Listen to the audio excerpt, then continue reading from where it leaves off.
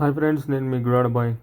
ఈరోజు అయితే బోర్ వేయడానికి అయితే వచ్చేసినాం అనమాట. ఇక్కడ కొంచెం మొక్కలు ఉంటాయి, ఆ మొక్కలన్నిటిని నరికి చేస్తున్నాను. ఇవి తీసేసి ఇక్కడ క్లియర్ చేసుకొని బండి అయితే మనం రివర్స్ నూకేస్తే పాయింట్ మీదకి అయితే వచ్చేస్తుంది అనమాట. ఇంతకుముందు వాడు రాయి తీసాడు కదా, అదే పాయింట్ సైటింగ్ చేసి పెట్టారు వాళ్ళు. అక్కడ మనం డ్రిల్ అయితే చేయాలన్నమాట. సో ఈ మొక్కలు ఎందుకు కొడుతున్నాం అంటే, మన వాళ్ళు అటు ఇటు తిరుగుతూ ఉంటారు కదా రాడ్లు పెట్టుకొని, వాటికి తిరిగేటప్పుడు ఇబ్బంది అవుతుందని వాళ్ళకి అట్లా అని చెప్పేసి అవైతే నరికి చేస్తున్నాం అనమాట. వీళ్ళు నరకంగానే బండి అయితే రివర్స్ తీసుకొచ్చేస్తాం. ఈలోపు కొంతమంది ఏం చేస్తున్నారు,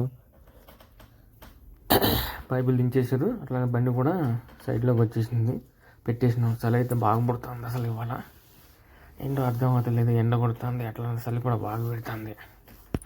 ఇక్కడ ఎక్కువ 4 అంగుళాల బోర్ వేసుకుంటారు, కానీ వీళ్ళకి 5 ఇంచ్ కావాలని చెప్పేసి అన్నారు. మొత్తం అన్నీ సెట్ చేసుకుని రాడ్ కూడా పైకి లేపేసి 8 ఇంచ్తో కొట్టాలన్నమాట. ఇక్కడ ఇప్పుడు 5 ఇంచ్ కాబట్టి మనం 8 ఇంచ్ బిట్తో కొట్టాలి. స్టార్ట్ చేసేసిన ఫస్ట్ రాడ్ ఇది. మొత్తం ఎట్లా ఉంటుందో తెలుసు కదా, ఫస్ట్ రాడ్ దుమ్ములేస్తుంది. తర్వాత మధ్యలో ఇది ఇట్లా అయితే వచ్చింది అనమాట. 20 మీటర్లు దగ్గర అంటే 80 అడుగులు, కరెక్ట్గా నాకు 100 అడుగులకి వాటర్ అయితే బయటకు వచ్చేసింది. ఇప్పుడు వాటర్ గ్యాప్ తగిలింది, నేను బ్లోయింగ్ చేస్తున్నాను అనమాట, కంటిన్యూ చేయకుండా డ్రిల్లింగ్. చూసారు కదా, వాటర్ అయితే వచ్చేసింది 100 అడుగులకి. వీళ్ళకేమో మొత్తం 300 అడుగు కావాలి చెప్పేసి అన్నారు. మరి చూడాలి ఇక మనకి డ్రిల్లింగ్లో ఎట్లా ఉంటుంది అన్నది.